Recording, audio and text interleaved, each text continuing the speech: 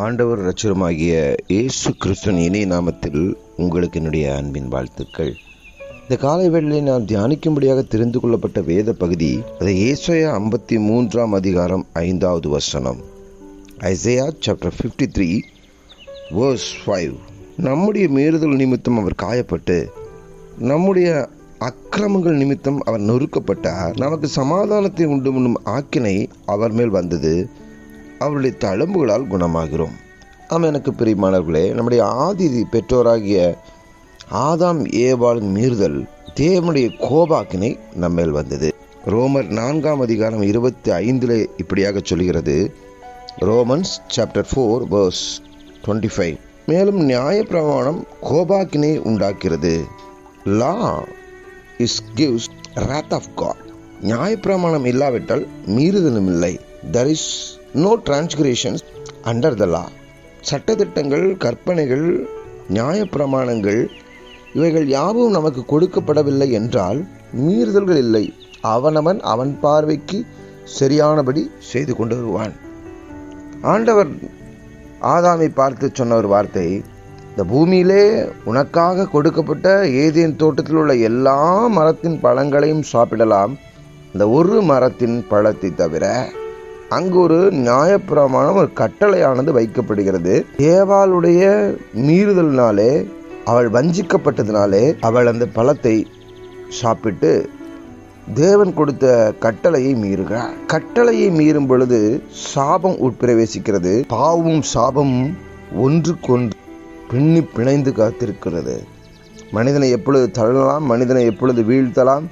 கர்த்தருடைய சாயல் படைக்கப்பட்ட மனுஷன் மேல் போர்த்தப்பட்டுள்ள மகிமை உரிந்து எப்படி அவனை நிர்வாணமாக்கலாம் என்று சொல்லி விழுந்து போன சாத்தான் இன்றைக்கும் அதிதீவிரமாய் செயல்பட்டு கொண்டிருக்கிற வேளையிலே கர்த்தர் சொல்கிறார், நான் உங்களுடைய மீறுதல் நிமித்தம் நான் காயப்பட்டேன். ஆதாமுடைய சந்ததிகள் மேல் வந்த மீறுதல்களை அவர் எடுத்து போடும்படியாக சிலுவையிலே காயப்பட்டார். சாட்டையினால் காயப்பட்டார், முள்முடியினால் காயப்பட்டார், ஆணியினால் காயப்பட்டார். நம்முடைய அக்கிரம நிமித்தம் ஃபார் அவர் டிரான்ஸ்கிரேஷன்ஸ் அவர் நொறுக்கப்பட்டார். கணக்கில் அடங்காத அடிகளினாலே அவர் நொறுக்கப்பட்டார். அவருடைய சரீரமானது பிக்கப்பட்டது என்று வேதம் சொல்லுகிறது. எதற்காக தெரியுமா? நமக்கு சமாதானத்தை உண்டு பண்ணும் ஆக்கினை அவர் மேல் வந்தது. எனக்கு பிரியமானவர்களே, ஆண்டவராக இயேசு கிறிஸ்து உயிர்த்தெழுந்து அதே சரீரத்திலே வந்து சொன்ன முதல் வார்த்தை, உங்களுக்கு சமாதானம். இன்றைக்கு சொல்லுகிறேன், கர்த்தராக இயேசு கிறிஸ்து ஒருவரே நமக்கு சமாதானத்தை தர முடியும், சந்தோஷத்தை தர முடியும். அவருடைய தழும்புகளாலே நாம் சுகமாகிறோம். அவருடைய காயங்கள் ஆறிவிட்டது, ஆனால் தழும்புகள் இன்றும் ஆறவில்லை. ஆகவே கர்த்தருடைய தழும்புகளை பிடித்து கொண்டு அவைகளை நினைத்து கொண்டு இனிமேல் பாவம் செய்யாதபடிக்கு, நம்மை நாமே வஞ்சித்துக் கொள்ளாதபடிக்கு நாம் எச்சரிக்கையாக இருப்பதை இந்த பெரிய வெள்ளியாகிய கிறிஸ்து சிலுவையில் அறையப்பட்ட தினம் என்று நம் ஞாபகார்த்தமாய் ஒரு நினைவு கூறுதலாய் இருக்கிற நாள் நமக்கு நினைவுபடுத்துகிறது. கண்களை மூடி ஜெபிப்போமா?